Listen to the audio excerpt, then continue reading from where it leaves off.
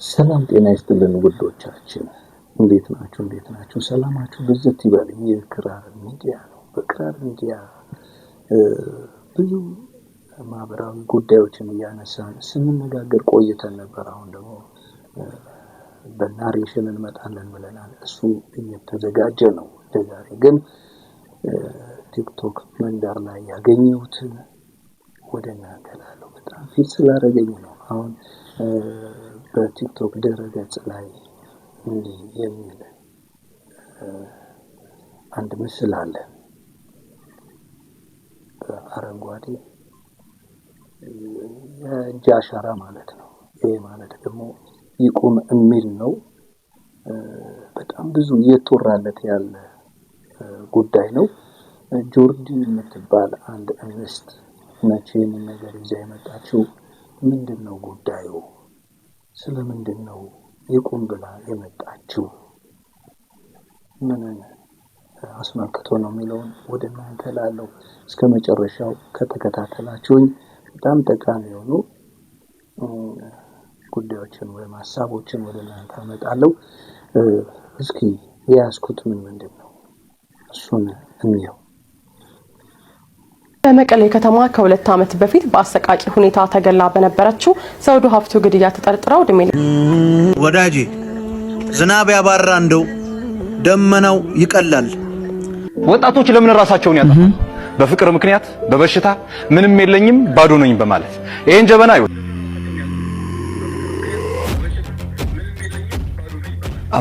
እንግዲህ እንዳያችሁት ነው።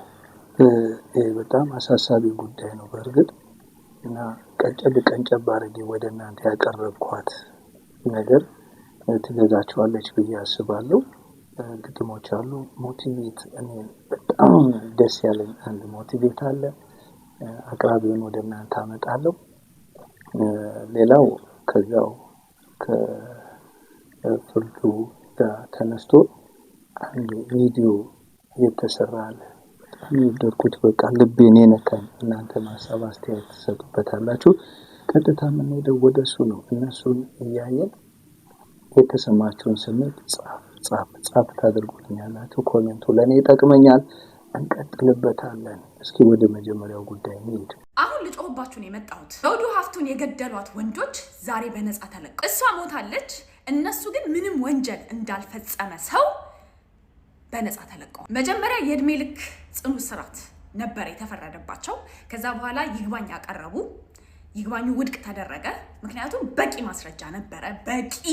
ያንን ፍርድ ለመፍረድ በቂ ማስረጃ ነበረ። እንደሰማችሁ ነው ዘውዱ ሀፍቱ ገዳዮቿ መፈታታቸውን ቆየት ብለን ሰምተናል። ምንድን ነው እየተደረገ ያለው? ከዚህ ጋር ተያይዞ ደግሞ አንድ የወደድኩት ቪዲዮ አለ። እውነት አንዳንድ የምንሰማቸው ነገሮች አሉ አይደል?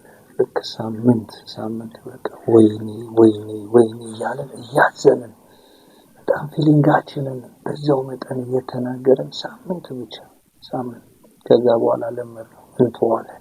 ከዛ ሌላ ነገር አፕን ይሆናል። ያንንም አንድ ሳምንት ነው የምንሄድበት እንላለን። ከዛ እንተዋለን። ለዛ እኮ ነው ይህንን ቪዲዮ ደግሞ እዩት የምለው ማለት ነው። በጣም ነው ሰርተውታል።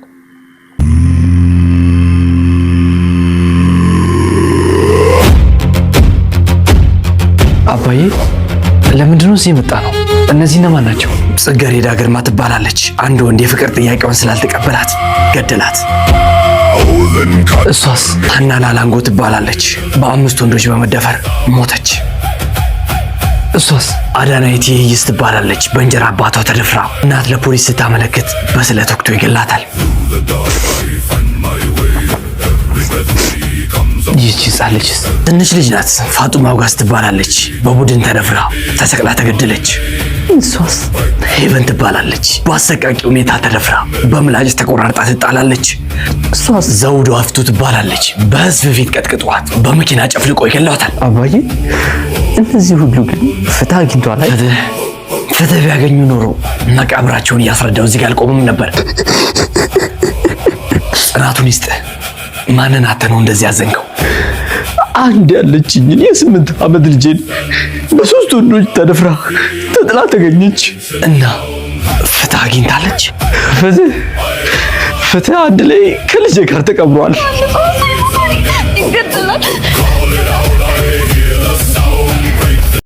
የመጀመሪያው እንግዲህ ይመስላል እነዚህ ነገሮች የሰማናቸው ናቸው። ሌላው አንድ ግጥም ወደ እናንተ ልበል። በጣም የወደድኩት ግጥም ነው። እሱን እንግዲህ እንሰማለን። መልእክቱን ጻፉልን። መልእክቱን ጻፍ አድርጉልን። ያው ዛሬ በሀዘን የመጣ ነው ቢሆንም ግን በሀዘን የመጣ ነው። ወዳጄ ዝናብ ያባራ እንደው ደመናው ይቀላል፣ ዣንጥላም ይጣላል። ዶፉን ያለፈለት ሰው ብዙ ነው አመሉ፣ የትም ይጥልሃል ያስጠለልከው ሁሉ። ምናልባት ወዳጄ እስኪ ያባራ እንደሆነ የምትፈለገው የማስጠለል ምሱን የትም ክታት አድርገው።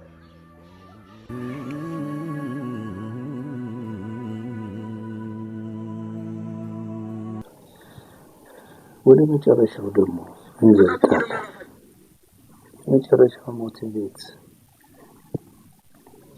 የሚያደርግ አንድ ወጣት ምን ያህል ውስጣችን እንደገባ የሚገልጽ ነው። ቆይቶ ሊሆን ይችላል ይሄ ነገር የተሰራው፣ ግን እኔ ዛሬ ስላየሁት ወደ እናንተ አምጥቼዋለሁ። እሱን ደግሞ ወይዬ ልበላችሁና ብዙዎቻችሁ ደንግጣችኋል። በስክሪን የሚያዩ እናቶች ደግሞ በሚወዱት መሰበር አዝነዋልም ደንግጠዋልም። አንድ ሰው ራሱን ሲያጠፋ የሚወዱት ሰዎች ምን ያክል ይደነግጡና ያዝኑ? ለምን ያክል ቀናትስ በጥቁር ልብስና ባንነት ይከርሙ? ሌላው ቅድም ባዶ ነው ያልነው ጀበና ውስጡ የነበረውን ነገር ተመልከቱ። አንድ ሰው ራሱን ሲያጠፋ ወጣቶች ለምን ራሳቸውን ያጠፋሉ? በፍቅር ምክንያት፣ በበሽታ ምንም የለኝም ባዶ ነኝ በማለት። ይሄን ጀበና ይሁት ባዶ ነው አይደል? ጥሩ። ነገር ግን አንደኛ ባዶ ነው ማለት ምንም አይዝም ማለት አይደለም። እንደውም በተቃራኒው ነው። ሁለተኛ ፈልገን ያላጣነውን ነገር የለም ማለት አንችልም። የብዙዎቻችን ችግር ደግሞ ይሄ ነው። መርምረን ባልዘለቅነው ተፈጥሯችን ላይ ቶሎ ዘግቶ መወሰን ይቀናናል። ብዙዎቻችሁ ደንግጣችኋል። በስክሪን የሚያዩ እናቶች ደግሞ በሚወዱት መሰበር አዝነዋልም ደንግጠዋልም። አንድ ሰው ራሱን ሲያጠፋ የሚወዱት ሰዎች ምን ያክል ይደነግጡና ያዝኑ? ለምን ያክል ቀናትስ በጥቁር ልብስና ባንነት ይከርሙ? ሌላው ቅድም ባዶ ነው ያልነው ጀበና ውስጡ የነበረውን ነገር ተመልከቱ። አንድ ሰው ራሱን ሲያጠፋ ውስጡ የነበሩትን ሀገርን የሚጠቅሙ ራሱን የሚያለሙ አንጸባራቂ ሐሳብ ጽንሶች ጨንግፈው ለማንም ለምንም ሳይሆኑ ይቀራሉ። ጌታዬ፣ እህቴ፣ ምንም ነገር ሊገጥምሽ ይችላል። ነገር ግን እልፍ ሲሉ እልፍ ይገኛል። አየህ፣ ይህ እርሳስ ከዚህ መሰበር በኋላ እንኳን ቢሆን እልፍ ብሎ ውብ ስዕሎችን ለማስቀረት ይቀርጻል እንጂ በፍጹም እጅ አይሰጥም። ይህ እርሳስ ጎዝ ነው አይደል? ጎዝ ነው አይደል? ነገር ግን ይሄ እንኳን ችግር ሲያጋጥመው ራሱን ሳይሆን ስህተቶቹን ነው የሚያጠፋው። እንዲህ የሚያምር ጥልፍ ብትመለከት እንዲህ ስትገልጠው ደግሞ ጀርባው እንደዚህ ነው። ከእያንዳንዱ የሚያምር የሚመስል የሰው ሕይወት ጀርባ ውስጥ እንዲህ የተወሳሰቡ ነፍ ችግሮች አሉ። ነገር ግን ችግሩን ጠንካሮች የመፍትሄ መሰረት ሲያደርጉት፣ ደካሞች ደግሞ ራሳቸውን ያጠፉበታል። ችግርህን አቅልለው ላንተ ተለይቶ የጨለመ ጀንበር፣ ላንተ ተለይቶ የተደፋ ሰማይ የለም። አይ የኔ ችግር ከሁሉም ይለያል የምትለኝ ከሆነ አልጫውን ሽሮ የሚያጣፍጠው የሚያቃጥለው ቃሪያ ነው እልሃለሁ። ስለዚህ አግኝቶ ማጣትህን፣ አፍቅሮ መከዳትህን፣ ሌሎችም ችግሮችን እልፍ ስትላቸው እልፍ እንደምታገኝ እኔ ምስክርህ ልሆን እችላለሁ። ከዚህ በኋላ እያንዳንዱ ዕለታዊ ዕቅድህ ከምትጠልቀዋ ጨለማን አስከትላ ከምትገባዋ ጋር ሳይሆን ንጋትና ብስራትን ከምታበስረው አዲሲቷ ጀንበር ጋር አዲስ ሆኖ ስለመነሳት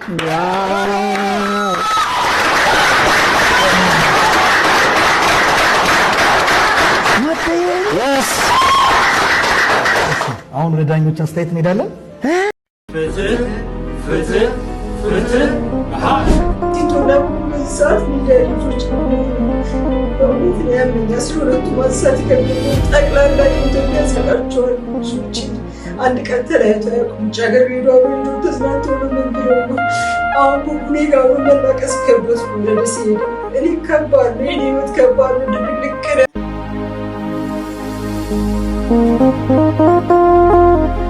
መጥቻለሁ ልበል።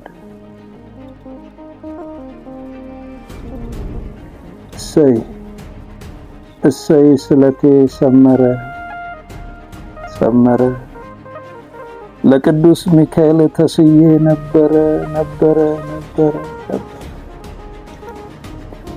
የሐሳብ ጽንሰቴን እንደቋጠርኩና ዓለሜን እንዳሰብኩ ሌት በልሜ አማምጬ መሟን እንደታመንኩ ትመጣለች ጉጉት ስንቋን የፍቅራችንን እንጀራ እንደጋገርኩ በቁም ሰመመና ጉርሼ አይኗን ለማየት እንደናፈኩ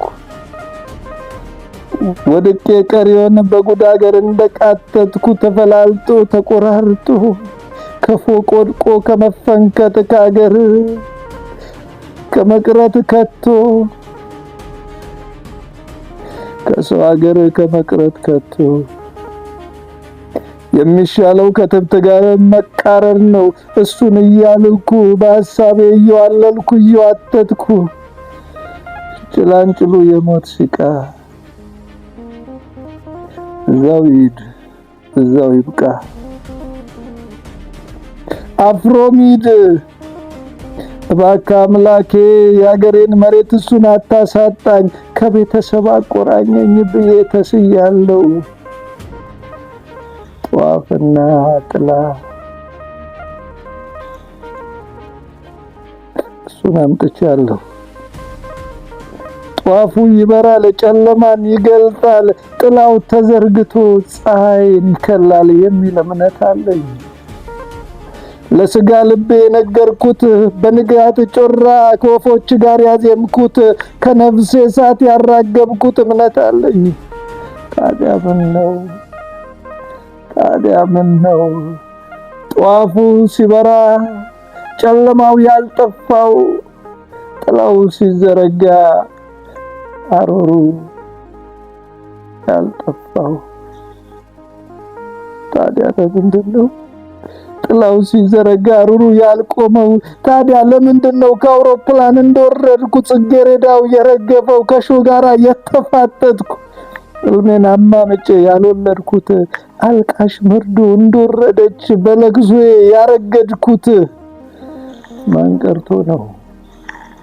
ልቤ የደነገጠው ከዚህ ሁሉ ከመላው ሰው ማን ነበረ ለመሸኘት የታደመ? መመለሴን ተጠራጥሮ ዛሬ ቀረ። ይሰማኛል የእናት ሙሾ የእናት ለቅሶ፣ እንባ ሲወርድ ተመላልሶ ይሰማኛል ታየኛል።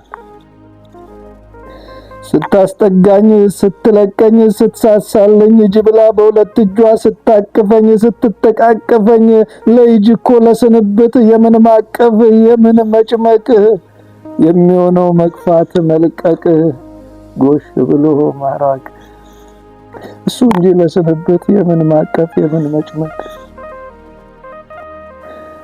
ሳትፈልግ መሸኘቷ ያስታውቃል ያሳብቃል። ያስገመገመ የልብ ቃሏ ይሞቅቃል። ከቅፍ ጥላ እንዳትወጣ ይሸክካል። በዋይ ዋይ ታጥቦልብሎ ማዶ ጥሎ አንፈራፍሮ ማቃል ብሶ ባዘን ሙሌት አይንን ባብስሶ መሸኘቷ ያስታውቃል ያሳብቃል።